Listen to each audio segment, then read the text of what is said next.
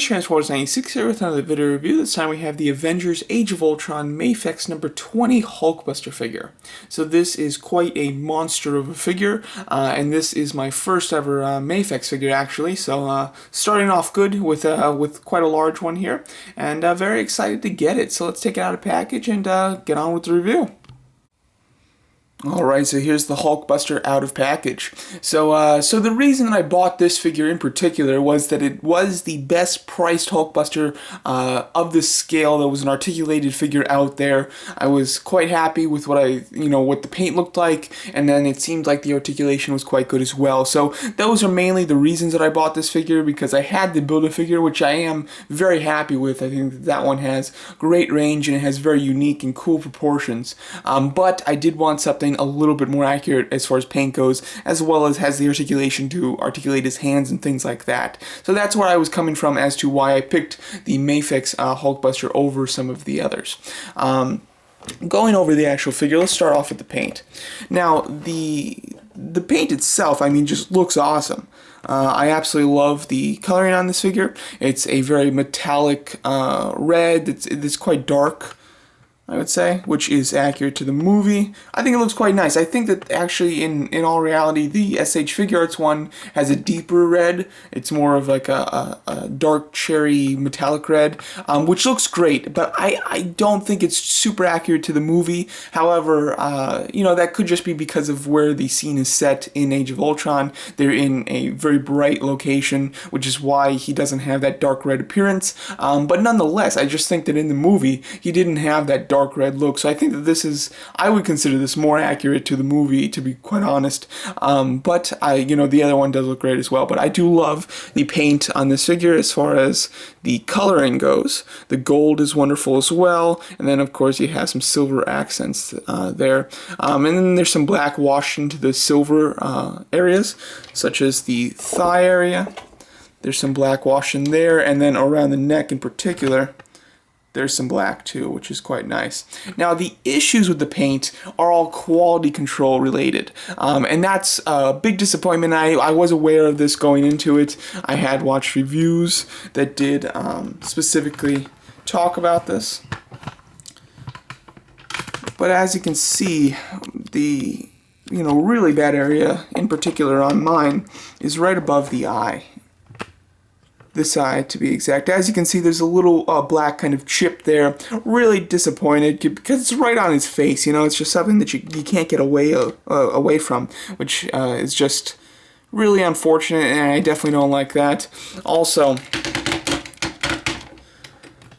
on his thigh right here, he has this weird, I don't even know what that is. It almost looks like a sticker used to be there and then was torn off. That type of look. It's very strange, and it is like textured. You can feel it. So another issue with the paint. Ugh, it's so annoying. And then on the back, for the most part, it's all good, except you do have these just areas where it gets a little bit of a lighter or a little bit of a cloudy effect.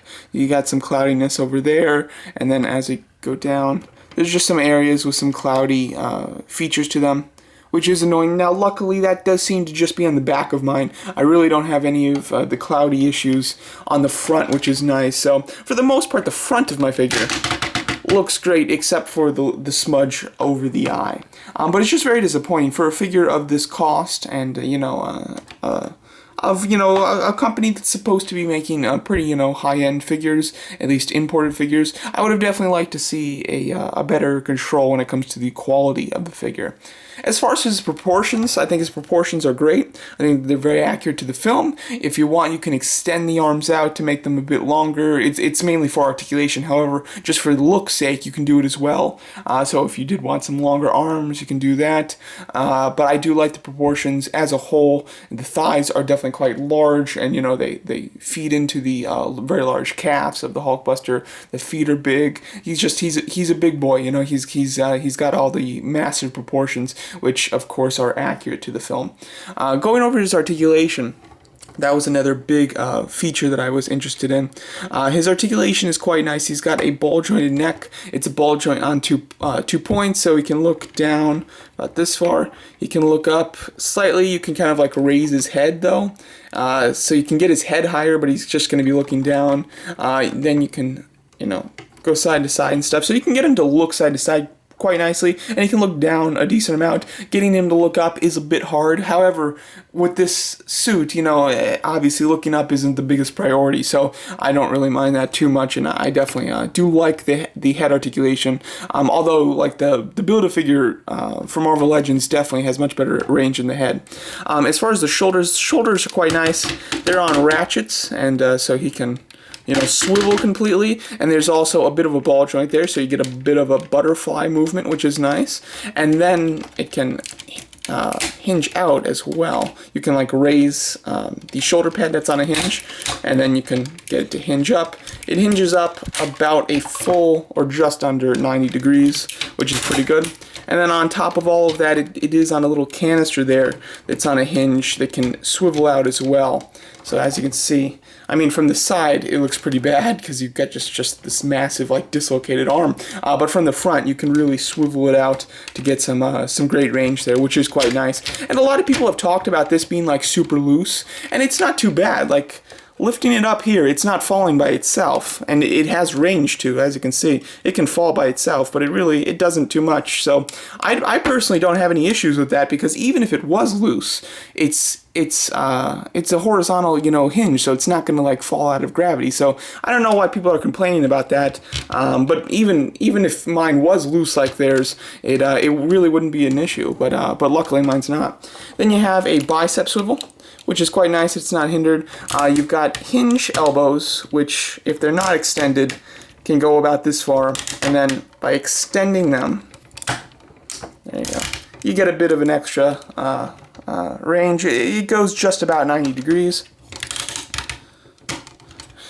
Then at the arms, you have this area which can raise up, and then the silver piece that can go in. Then you have the hands, which you can have like this, where they're just straight up against the little gold part, or you can pull them down, and then they're on a ball hinge that swivels at the hand as well as at the wrist, so you can really do whatever you'd like with that, including repulsor blast poses. Let's see. This is going to be about the biggest range for the repulsor blast. There you go. Which is quite nice. I definitely like the fact that he can do repulsor blast poses. My biggest issue, though, is that the fingers can't spread out. You know, with a repulsor blast, you need the fingers, like, spread out. But with this, like, the fingers are all together. So it just looks odd. I wish that at least these two were on ball joints at the base there, so you can spread them out a bit. But unfortunately, they're not. The articulated fingers are quite nice, though. I mean, he's got a hinge at two places on the thumb. That's about the range you can get there. With these, though, he has hinges at two places as well, but they also swivel at the base, which is quite nice. I will say, though, on this hand, on his left hand, on his index finger, I can't get that hinge to move. It's stuck on mine completely. But all the other fingers move very freely and are fine. And so as you can see, and then, you know, they do swivel as well. I've seen reviews where they don't mention that they swivel, but they do, so that is quite nice. All right. As far as torso goes, he's got a decent range. He's got a ball joint just at the waist, so, you know, you can swivel, of course, and you've got some tilt there. You know, when I first saw reviews of it, it didn't look like much range, but in person, it's better range than I was expecting. It's still not great or anything. I mean, the Marvel Legends torso articulation just blows it out of the water, but still, it's nice that he does have it. The legs are quite good. The legs, you know, just from a normal position like that, can be extended down quite a bit and then raised up quite a bit as well, which is quite nice. So that's quite a bit of range for something this bulky, so very happy about that. And then he does have some nice, a decent bend at the knee there, and this little red piece can split, so it kind of fills it in nicely, and you have this big gold piece that kind of sits in the thigh there that can be extended out once you bend it, and therefore it fills in his leg, so his leg doesn't look bad when it's bent. I think that is quite nice, so I am very happy with how that was engineered.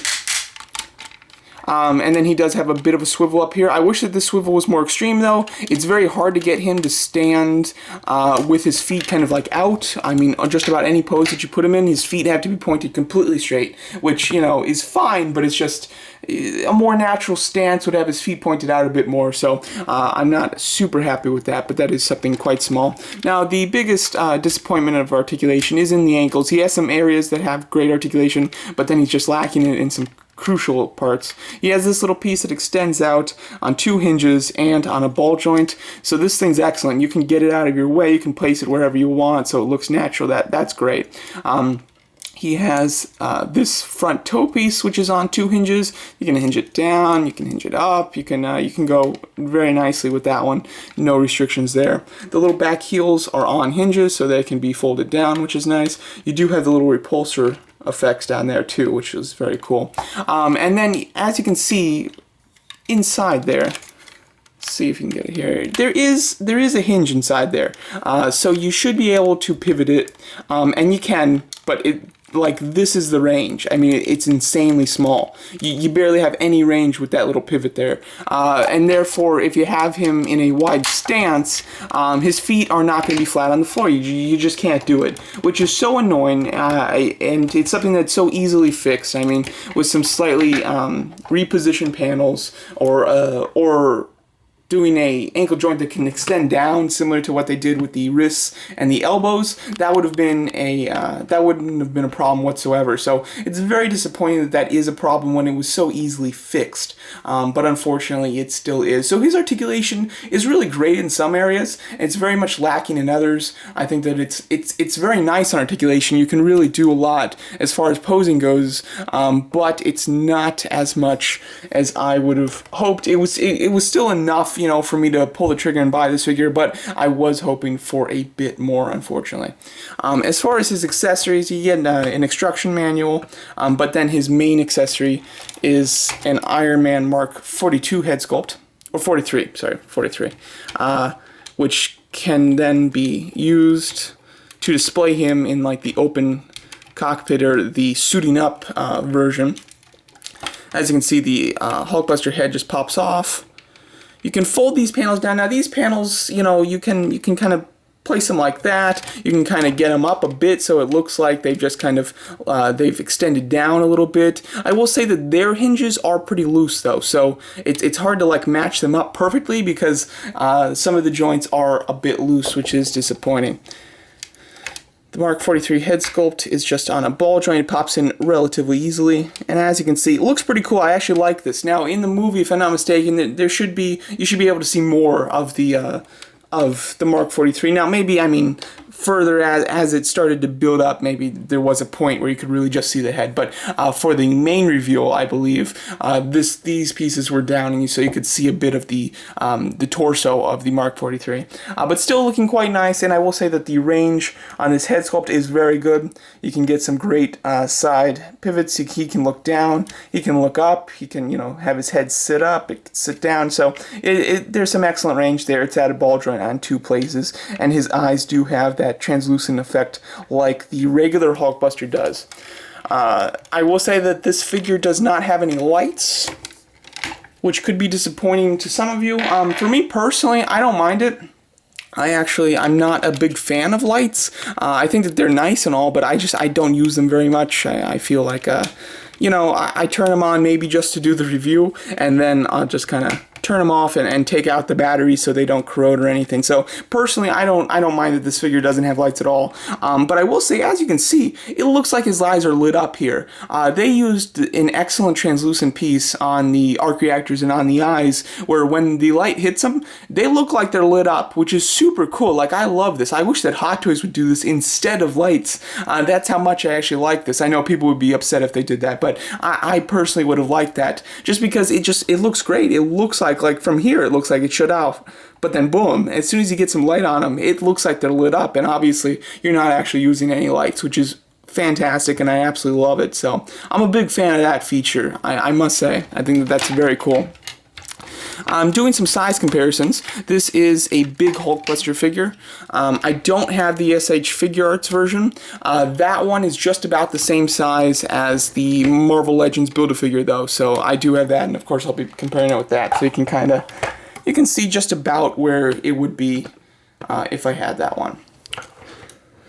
Alright, so just going right into a Hulkbuster comparison. Here he is with the SH figure, or sorry, with the Marvel Legends Build-A-Figure, and as you can see, he's much bigger. That was another thing that I really liked about this figure, is that he was very big. He's bigger than the Marvel Legends, he's bigger than the Figure Arts one, he's bigger than most Hulkbusters in the same scale, which is nice. And as far as if it's more accurate, I'm not 100% sure. I think that it might be a little bit more accurate, but in some instances it might be just slightly too big when comparing it to like the Figure Arts Hulk and things like that. With the Marvel Legends Hulk, I do think that he is a bit too big, although I think that that's cool. I don't know, just having a monstrous, hulking Hulkbuster fighting the Hulk, I think is quite nice, and it works out well for pictures, in my opinion. So some Marvel Legends comparisons. Then there's the Mark 43 compared to it. Now the Mark 43, that seems like a decent scale to me. It almost looks like the Hulkbuster should be even bigger, but I think that's a pretty decent scale, I'd say. So I think the Mark 43 does look quite nice with this Hulkbuster. So, as a whole, I think that this is a nice Hulkbuster figure. Obviously, it's not your only option, but I think that it's possibly your best option. I think that it has good articulation. It has great paint, just the quality of the paint lets you down in some areas.